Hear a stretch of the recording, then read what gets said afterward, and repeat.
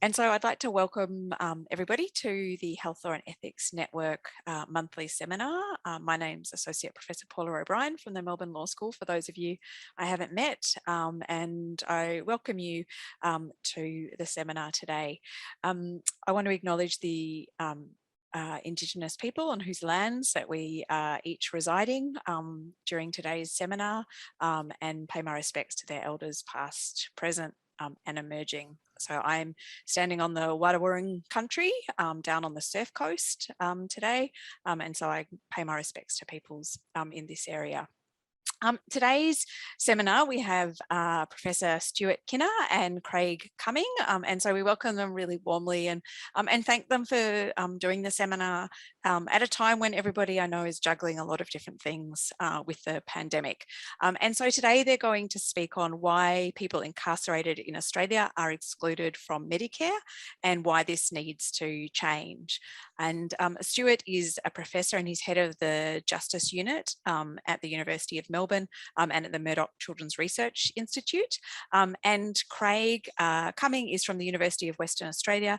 He's a research associate there and he's doing a PhD at the University of Western Australia. So I welcome you both very warmly, and I understand that you're going to sort of move back and forth between you with the presentation. If you'd like to, anyone would like to put questions in the chat, we can come to those after Stuart and Craig have finished their presentation, and we'll have a good chance for discussion. So thanks very much, Stuart and Craig. Thanks very much, Paula. So thank you for the opportunity to come and share this stuff. So just to be clear, we're in the Justice Health Unit, very much in a public health kind of lens. Craig brings the legal expertise to this as well. And I want to start as well by acknowledging the traditional owners of the land that I'm on, the Bunurong people of the Kulin Nation, and pay my respects to their elders, past, present, and emerging. And obviously that's particularly relevant. We're talking about the health of people in the criminal justice system, given the extraordinary and unacceptable overrepresentation of Indigenous peoples at all levels of the criminal justice system in Australia. So as Paula said, we're going to try to race through this in sufficient time to leave plenty of room for discussion at the end. We're very keen to hear other people's reflections and thoughts and questions and contributions to this. I'm going to present for a bit, then Craig's going to take you through some of the legal aspects of this issue, and then I'll come back and wrap it up and then flick over to discussion. So look, this is, we're talking about the health of people who experience incarceration. This is one of the more well-known people who's experienced incarceration, Nelson Mandela, who, a very famous quote, "No one truly knows a nation until one has been inside its jails. A nation should not be judged by how it treats its highest citizens, but its lowest ones." Now, Nelson Mandela is obviously not alone in talking about the importance of the health of people, or of looking after the well-being of people who are incarcerated. WHO has since the mid-90s had in the European region a health and prisons program. It's rapidly becoming a global program. And back in 2003, they released what's now known as the Moscow Declaration on prison health as part of public health. And it's really led to this mantra that prison health is public health. I won't read this in detail, but if you just look at the red text, in all countries of the world, people from the poorest and most marginalized sections of the population end up in prison. And it's been, the way this works has been described as the sedimentation of disease. So we see this enormous concentration of the burden of disease among people in the criminal justice system. And for that reason, WHO now nearly 20 years ago pointed out that prison health must be an integral part of the public health system. It's not separate. So it needs to be coordinated and continuous. I'm not going to talk in detail about the enormous literature out there now about the health of people in prison.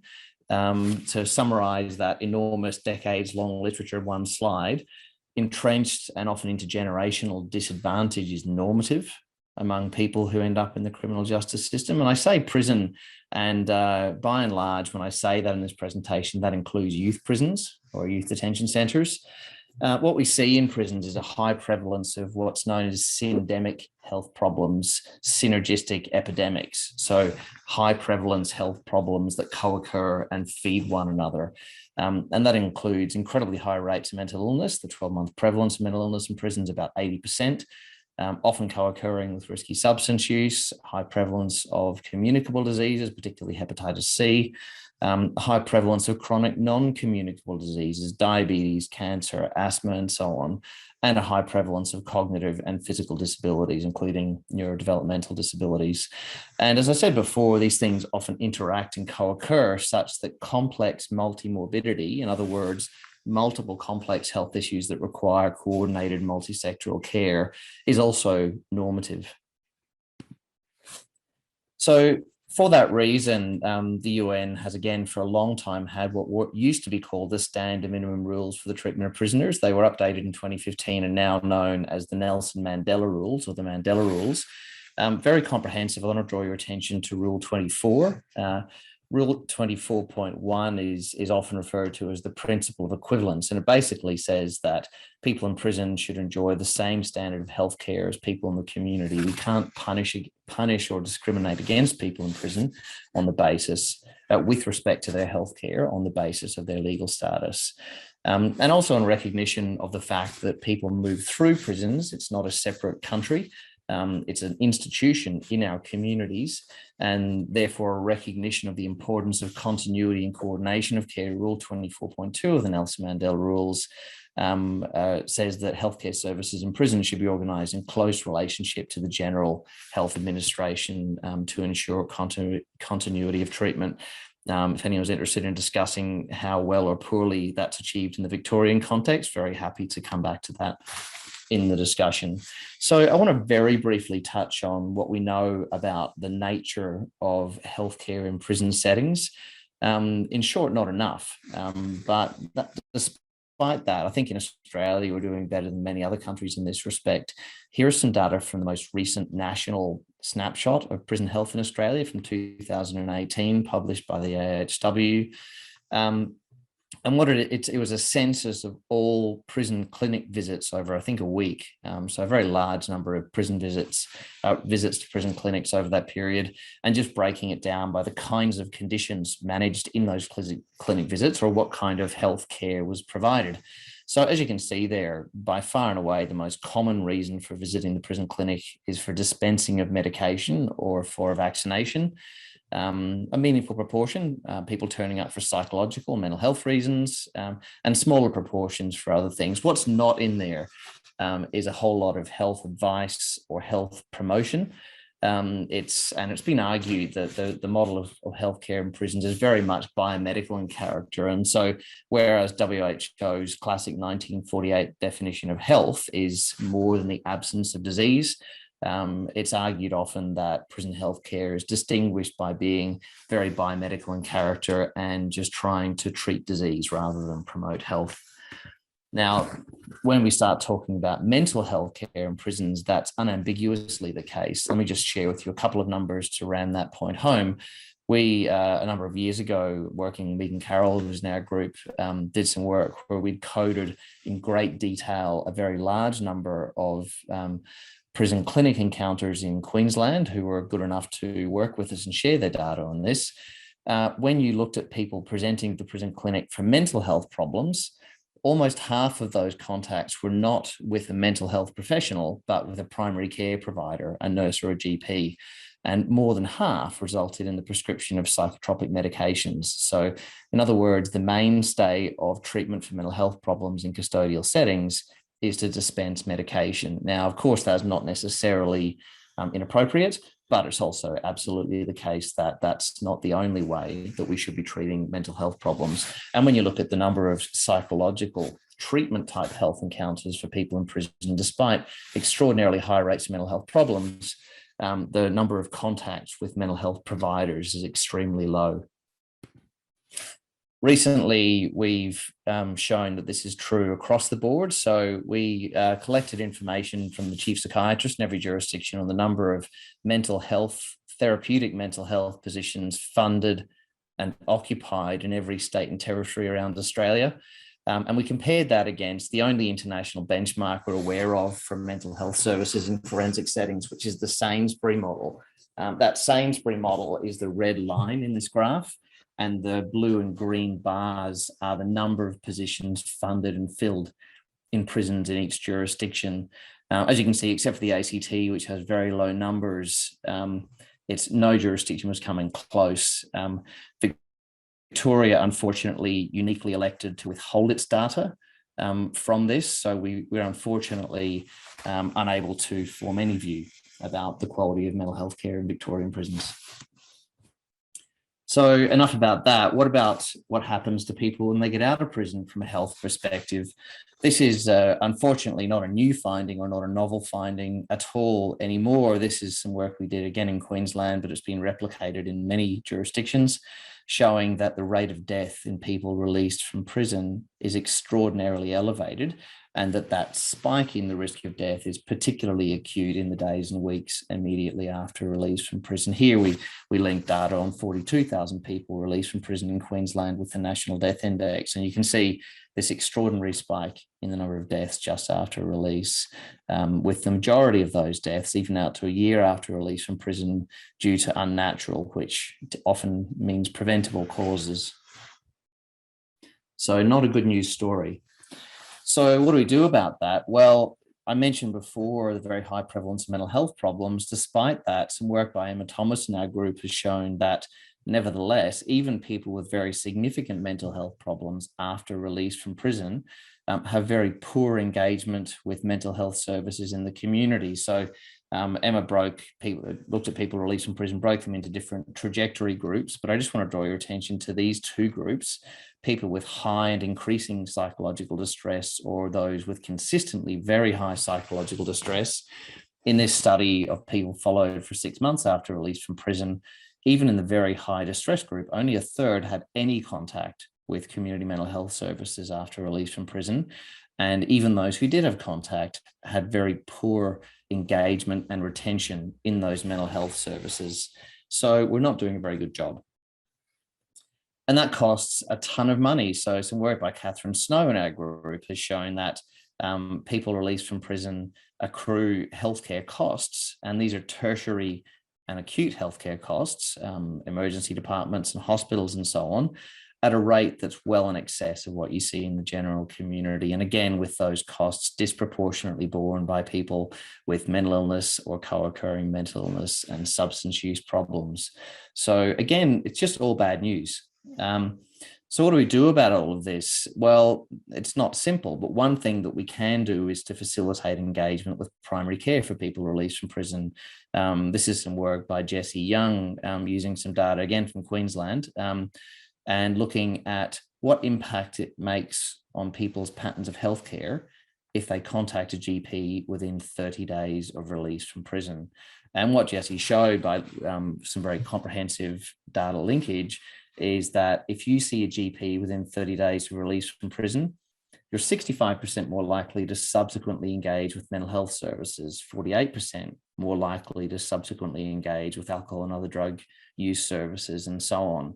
So primary care, timely primary care after release from prison is a critical gateway to specialist and tertiary care.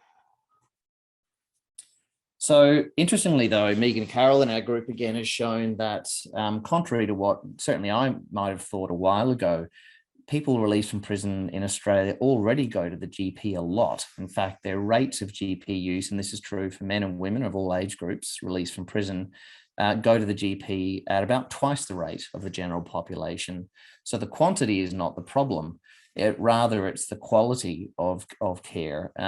So Lucas Ferreira in our group has done some work showing that not only do, as we know, many people released from prison have complex multimorbidity, so the kind of care, the kind of problems that require high quality primary care, but that many people released from prison don't have that. In fact, the one very sensible metric of that is continuity of care, seeing the same GP over and over again.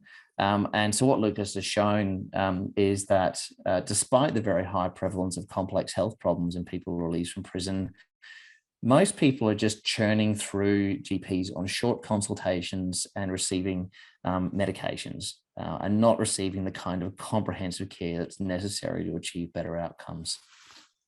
So why do I say all of that? It's as a bit of a prelude to what I think Craig's going to share with you now, which is how this whole Medicare issue feeds into that. Craig, over to you. Thank you, Stuart. Yeah, so as Stuart's described very well, we obviously have some issues with primary care and psychiatric services and continuity of care for health provision amongst people who are in prison. I'm going to have a look at what the legal basis is for some of the policies we've got in place right now. So I just want to acknowledge the Whadjuk Noongar people, who are the traditional custodians of the land on which UWA sits here in Perth. So we're going to have a look at what the law says, and then we're going to have a look at some exemptions that are sort of written into that law and how they're applied and when they're applied. Then we're going to have a look and see why there is a case for these being applied in the context of prison health, and what advantages we might see if we were to apply some of these exemptions and change the current status quo. And then I will briefly mention some of the current action that is going on. And I think Stuart's going to finish by delving into a couple of examples of things that are being done currently to try and address this issue. Okay, so from a law perspective, the bodies of law that apply here, it's quite a complex area. So it's an intersection of human rights law, which is Stuart's already introduced for us with the Mandela rules and some of the other human rights instruments. In Australian law, constitutional law applies here. Now, section 51 is the relevant section, and the two subsections that I've put there talk about the specific areas where the Commonwealth Government is allowed to, has the power to make laws. So that's around health in section 23A. And then also, curiously, around for the people of any race who is deemed necessary. And this used to exclude Aboriginal people. And then by referendum, we changed that back in, I think, the 60s. So now the government can make laws for the, to try and advance the interests of Indigenous people. And then administrative law is probably the most important area here, because as you'll see, the way the legislation operates, the minister has great power to dictate what goes on, and that's the health minister in this case. Okay, so what is the situation with regards to Medicare and the pharmaceutical benefit scheme currently? So any Australian and New Zealand citizens who are here can access it. So these are services that are funded by these two streams. Permanent residents, permanent visa applicants, and then we have some reciprocal agreements with countries such as Canada and the UK, where their citizens can access our health services and vice versa. And also prisoners retain civil rights that are not taken away as a necessity of imprisonment. So unless there's a reason to exclude someone from something, there's no reason in law. But if you go to the next page, we have this thing called the Health Insurance Act that was actually enacted in 1976, but it's titled 1973 there. And it basically says that the Medicare benefit's not payable in respect of a health service that has been rendered by or on behalf of the Commonwealth, a state, a local governing body, or an authority established by law of the Commonwealth. And if we go to the next slide, I'll show you. So our prisons, just go back one slide if that's okay. Thanks, Stuart. Our prisons are the jurisdiction of the states, so they're responsible for that. And they're also given their authority under laws enacted by the state. So they tick two of these boxes, which means that health services currently that are provided in prisons, prisoners are not able to also access funding under Medicare and the PBS. So we've got to ask ourselves, and so the reason for that law being in place is to stop what we call double dipping. So health services can't just get funding from all branches of government to provide the same service. It's about efficiency and not wasting resources. So there's a good reason for the policy. But where prisoners are concerned, obviously they're some of the most disadvantaged people in community, and obviously they have really poor health, as Stuart's outlined. So we've got to ask the questions, is it just and equitable to exclude them from Medicare and PBS? And is being locked up and deprived of their liberty just one of multiple punishments instead of the only punishment? Are they being denied access to health, and is that an additional punishment? And how compatible is this with the Mandela rules and some of our other human rights obligations? Okay, fortunately, in the legislation, there is an exemption built in. So it starts off with unless the minister otherwise directs. And to understand what this means, we first go back to the second reading speech in Parliament back in 1976. And it basically said that this exemption was embedded in the legislation to avoid disadvantage if the exclusion was applied arbitrarily. So if people were being excluded from Medicare and PBS for no real good reason and without thinking about their circumstances. So a couple of examples where exemptions to this exclusion have been granted. So COAG, which doesn't exist anymore, as we've got the National Cabinet these days, but they had a policy called the Exemptions Initiative, and it basically was targeted at rural and remote health services, and we'll go into some of the reasons why those particular services were granted exemptions, and also Indigenous health services. And obviously there's policy reasons behind that because of the generally fairly poor health in the Indigenous community. And some examples are the Inala Health Service in Queensland and Derbal Yerrigan here in Perth, which is actually the name for the Aboriginal name for the Swan River. So those are two examples where exemptions have been granted. So those services can get funding from the Commonwealth, like Medicare and PBS, as well as from the state governments for providing the same services. So when are these exemptions granted and why? So these are some of the factors from the government policy itself and also from some academic work that's been done analysing the decisions that have been made in the past. So the first factor is that whether demand is overwhelming, and it's usually for culturally sensitive services. So obviously in the Australian context, that is most of the time Aboriginal and Torres Strait Islander services. So the provider's current infrastructure or staffing resources are insufficient. Now this interacts with that first consideration a lot of the time because there are a shortage of Aboriginal and Torres Strait Islander health workers in the health force, in the health, in the health service. So there's a bit of a lack of resourcing there from a staff point of view. And then physical location results in a provider providing services that would ordinarily be funded by the Commonwealth. And this is targeted at those rural and remote health services where it's not possible to have primary care services and then additionally have specialists and tertiary hospitals and that sort of thing. There's usually just a one-stop shop because there's not endless people available to go and work in some of these areas. And so instead of saying, well, you're providing secondary and tertiary services, so you can't get access to Medicare and PBS, there's an acknowledgement that those services also provide primary care. And so it would be inequitable and unjust to exclude them from Medicare and PBS, and it would be to the detriment of those communities. And so these are the factors that they consider in making these decisions. Okay, so let's have a look and apply these tests or these considerations to the context of prison health. So demand is overwhelming and often for culturally sensitive services. So we know that there's huge rates of mental illness and drug and alcohol issues for people who come into prison, as Stuart's already outlined. We know that there are long waiting times for just basic checkups and even just very, very basic primary care. And we also know that there's really high rates of Indigenous incarceration and that these people are already at an inherent disadvantage with regards to health. And if you look at Western Australia, Queensland, and the Northern Territory in particular, we have exceedingly high rates of Indigenous incarceration. So obviously, culturally sensitive services are really important, and we already know from the evidence that there is a real lack of people in that health workforce already.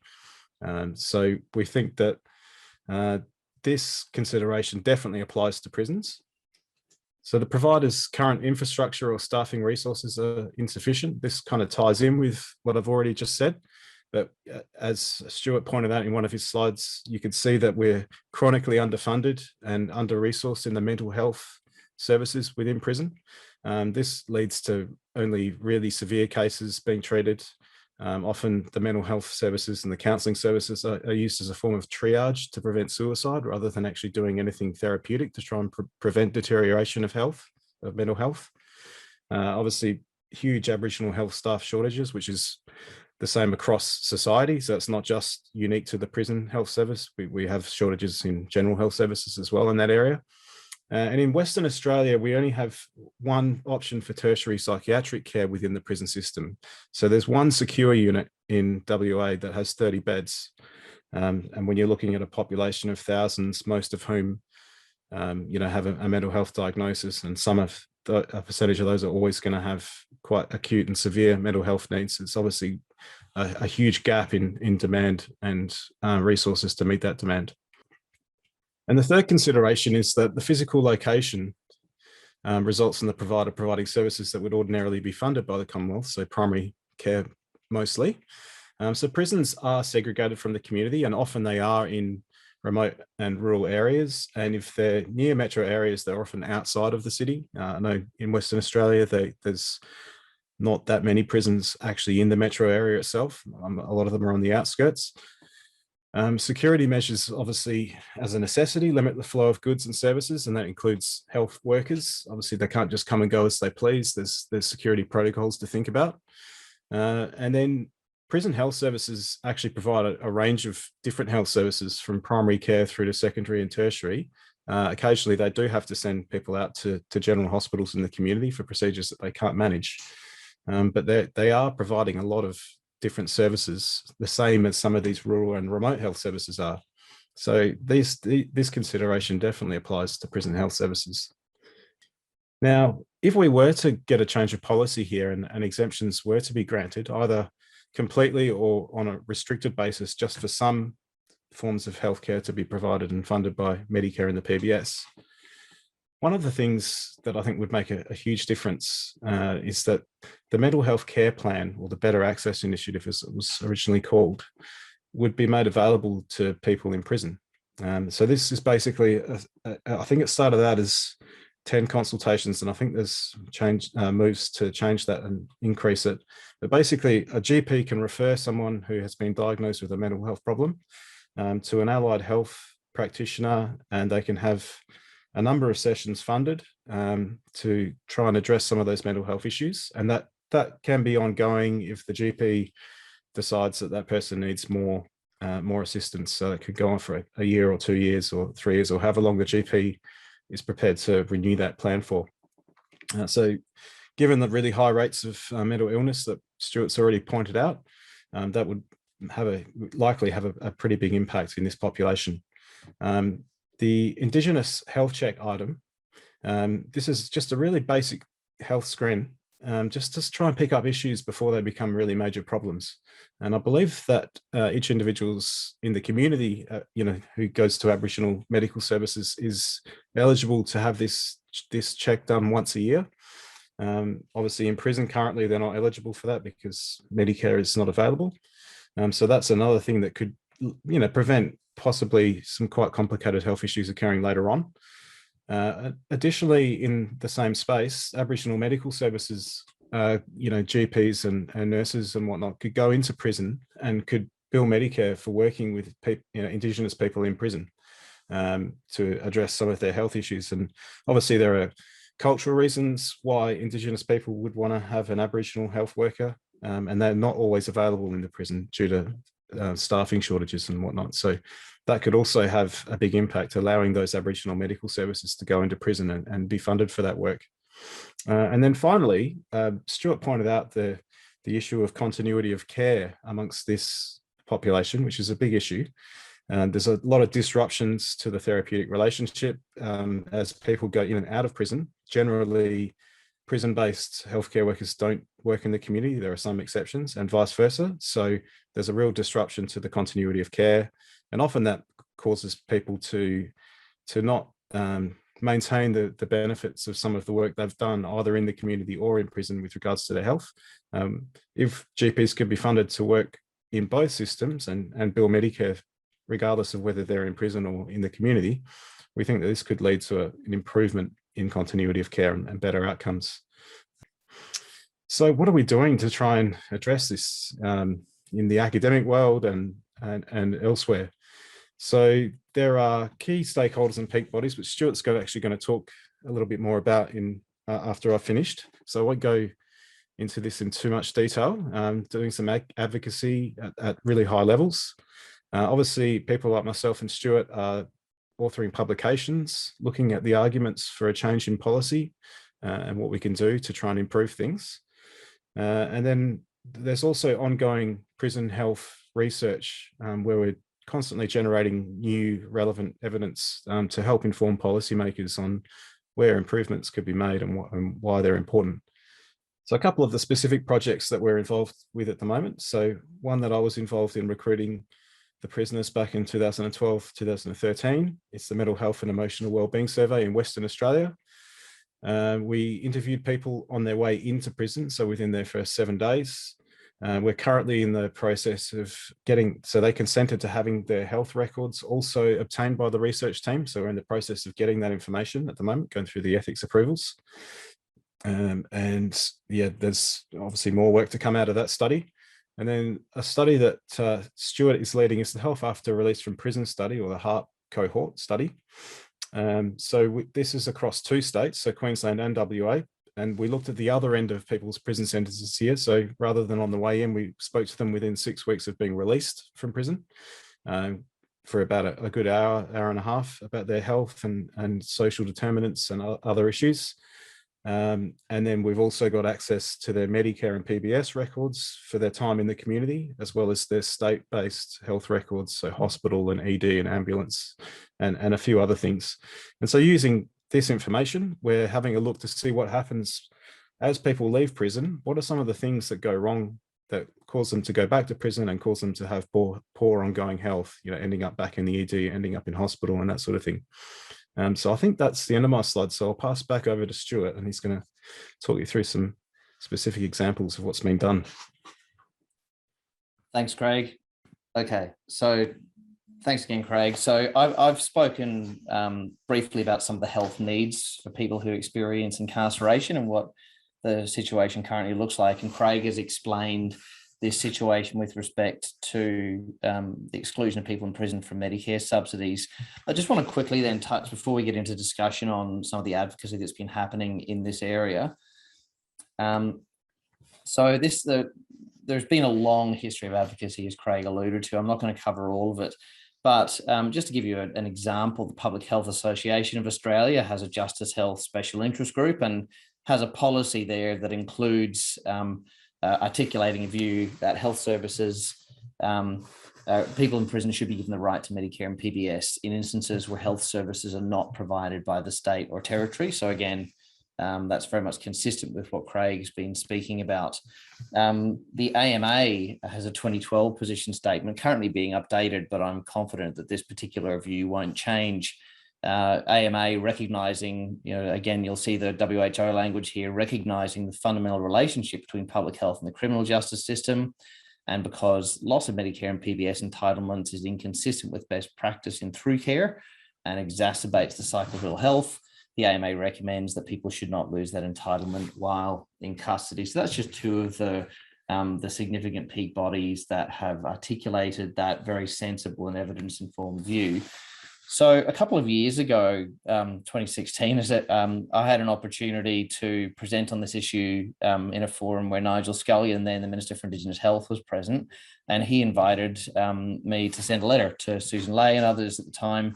And I was pleased that the Public Health Association of Australia, the AMA, and the RANZCP all expressed interest in endorsing that letter. So the end result was this letter to Nigel Scullion, Susan Ley, and Ken Wyatt in 2016, explaining the situation, explaining why it was harmful, explaining what could be done about it, and inviting the Health Minister to consider exercising her power under the Act to grant an exemption.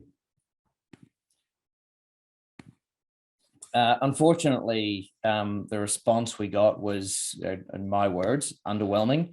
It really didn't address the points that we'd made at all, but rather, in my view, unfortunately sidestepped those issues.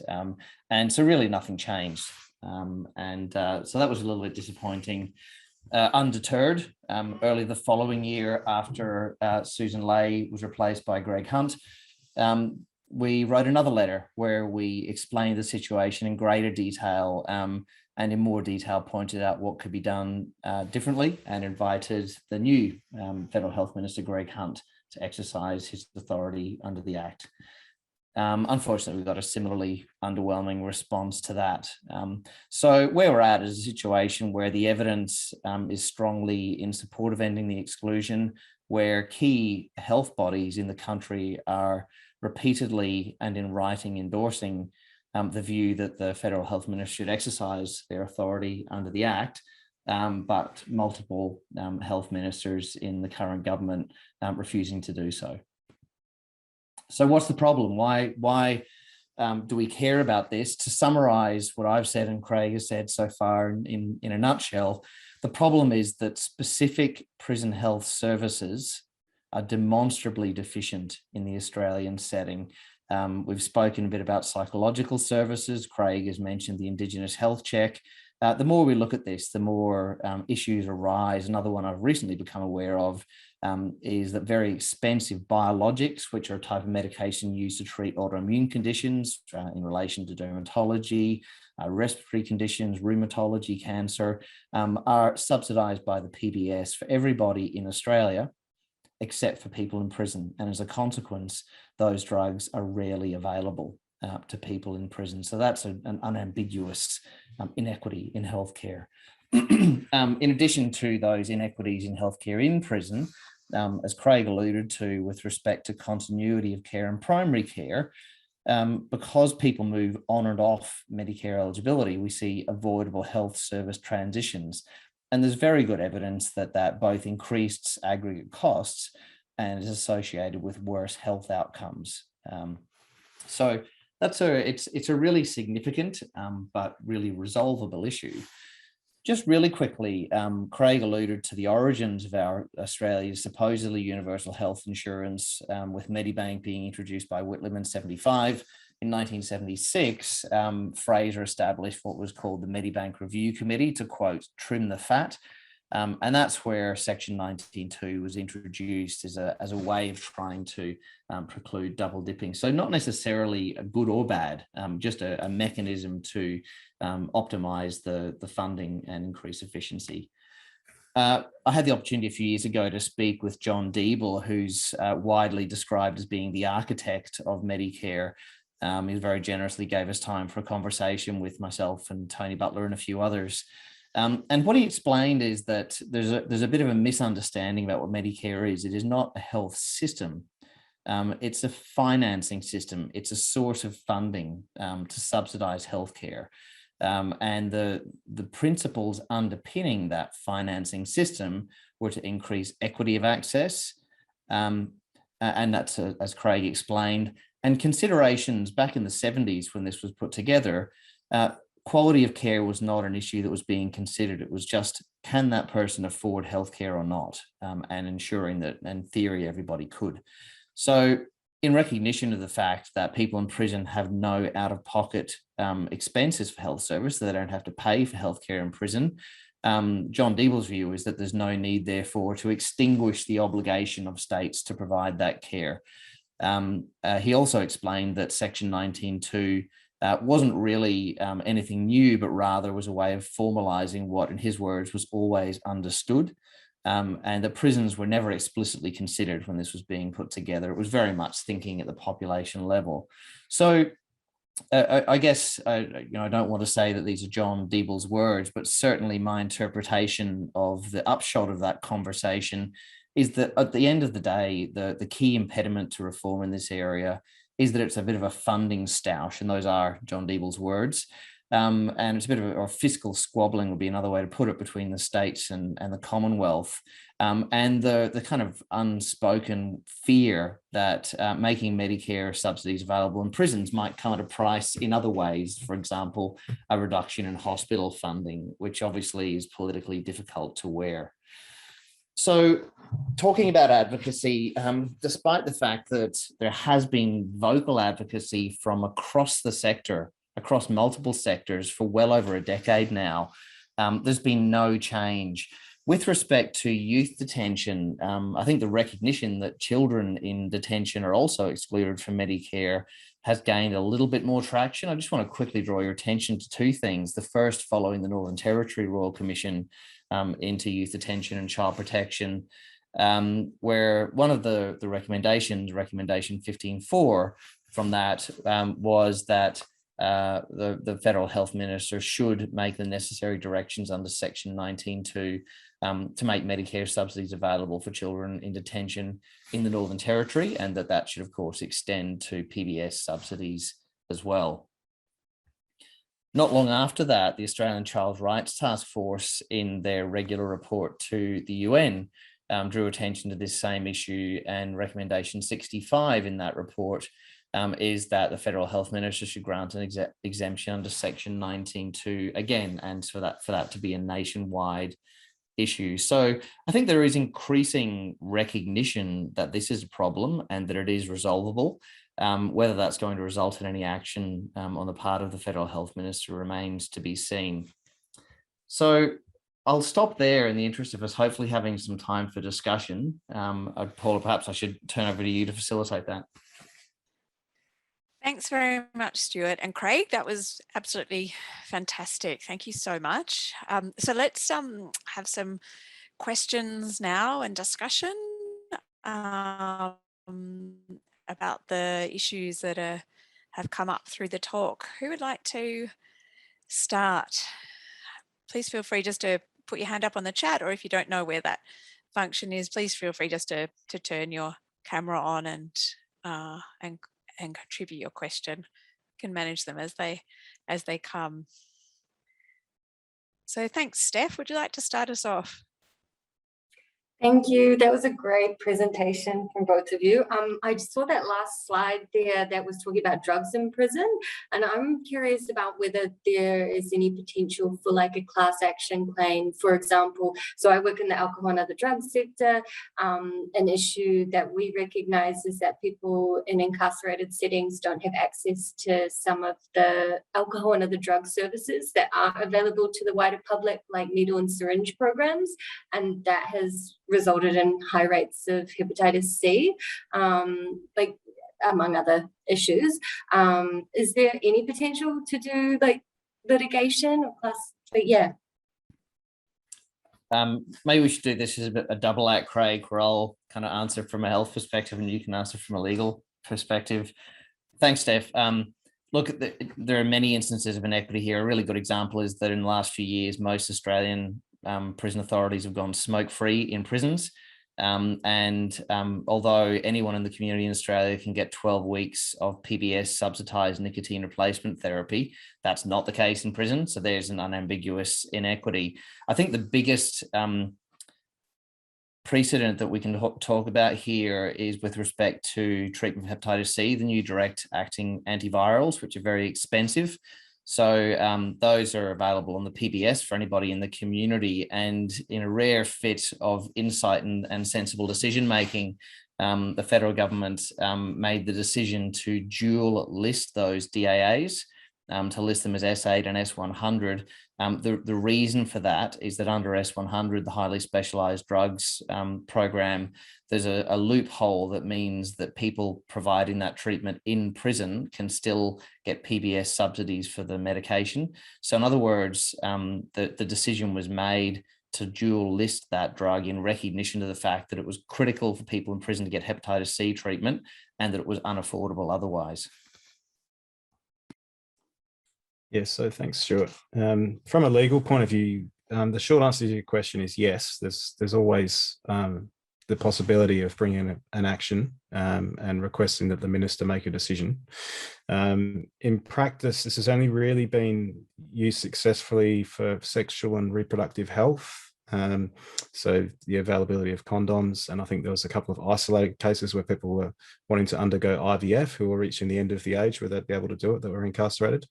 With respect to the needle and syringe programs, this is a really vexed issue, and the prison officers unions around Australia tend to push back pretty hard on this. I think the ACT was the jurisdiction they got the closest, and I'm not sure if they ended up adopting an NSP in prisons, but generally speaking, they always go back to an isolated case, I think from the 80s in New South Wales, where a prison officer was stabbed with a syringe by a prisoner and contracted a bloodborne virus. I'm not sure if it was HIV or something else, but that one isolated case has kind of prevented us from moving forward and making NSP available in prisons so far. But yeah, there is scope to challenge, generally speaking, if things are not being provided that should be. Thanks, guys. Thanks for the really interesting talk. It's not really my field, so I've got quite a big picture question for you. But I'm just wondering your views in an idealized society where we were had a good healthcare system for our prisoners. what's the goal? Is the goal that you could take anyone from the incarcerated population and compare them to a member of the general public and they would have sort of equal health, an equal body of health? Or is it rather that you could take someone from the incarcerated population, sort of the general population, and they'd have the right access to healthcare, so they'd all be able to get drugs that they needed at the same sort of rate? And if you just want to comment on that, I guess it may be another way of framing that. Is there a distinction to right to health versus the right to healthcare? Great. Perhaps we should do a double act again on this. Thanks, Chris. You've hit on a really, really important issue. Equivalence does not mean the same.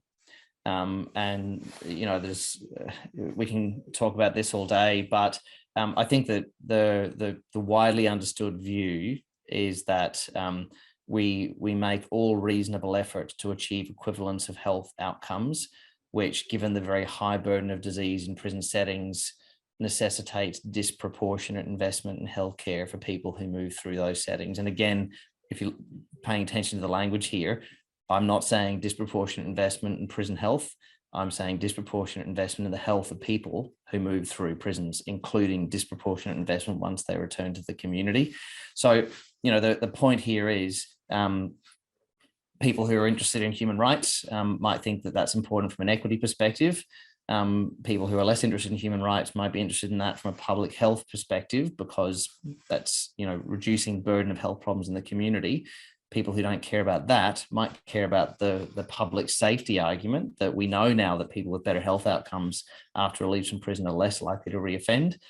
And if you live in a gated community, it turns out that it also saves a truckload of money to improve the health of people who churn through prison. So it reduces the taxpayer burden. So really, there's no rational argument for doing anything other than investing disproportionately in the health of people churning through those settings. Sorry, Craig, I went too long there. It's okay. In society generally, we make exceptions for circumstances where people are disadvantaged. That's what health equity is all about. And the public is fairly accepting of the fact that we provide additional resources to Aboriginal health services and rural and remote health services in the community. Prison health, where the same issues seem to apply, it seems to be an anomaly that we don't do that. And obviously it's to our detriment ultimately, because it has impacts on community safety as well as the health and safety of the people that are affected by it directly, that are living prison with untreated health problems. Thanks, Beth. Thanks. Thank you. Jamie? Hello. Thanks, both of you, for what was a fascinating talk and something that makes me very angry, which I'm assuming is, part of your point here. I've got a couple of questions. My first is this a problem that is unique to Australia or in other countries that also have some kind of universal kind of health system, do similar issues arise, or is it something specific to our architecture? And also, have you actually done, if on your view, this is a financial stoush, which I suspect it largely is, combined with a lack of compassion or care for prison populations and a belief that it's not a politically viable or, important issue, the kind of economic modelling to demonstrate how much extra this would cost the Commonwealth and how that would be offset by the kind of other benefits, the economic detriments that flow from it. Thanks, Jamie. And I want to commend you on the best lawyery virtual background in this whole Zoom call. Look, really, really quickly, no, we're not unique. We're in great company. America also excludes people in prison from Medicare. But even America is doing more than we are. For example, making eligibility return 30 days prior to release, for example. So we're actually behind America in our prison health policy, which, no disrespect to our American colleagues, but is not a great place to be. To the point where, in fact, a colleague in the US we've been working on, we have a thing called the Universal Health Coverage Index, which is a metric and our steps towards one of the SDGs around equity around health. And it turns out that we're inflating our Universal Health Coverage Index in countries that exclude people from healthcare in prison. because it turns out WHO doesn't consider prison settings, which in the US means 11 million people a year churning through a setting where there isn't equitable access to care. Craig, do you want to add to that? Yeah, no, it's a really excellent question, Jamie. And I think you picked up on something that's probably it's got to be a key focus for our work and colleagues working in the same area. And that's in the area of health economics, where we're looking at what the investment is on the front end, but what the benefits are on the back end, and potential savings in terms of quality of life and community safety and these other things that we maybe don't put a price on currently.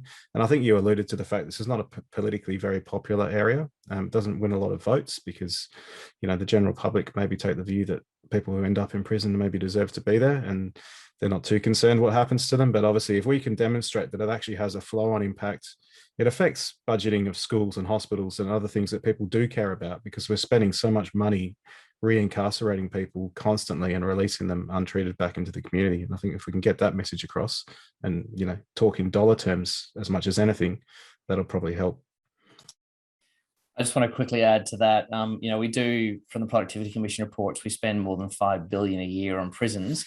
But since 2015-16, the Productivity Commission has endeavoured to eliminate prison healthcare costs from that. So for the last 5 years, we have systematically attempted to suppress any information around the costs of healthcare in prisons, which is kind of the opposite of, I think, Jamie, what you're suggesting. Okay, do we have another question from the floor? So if I might jump in and ask a question about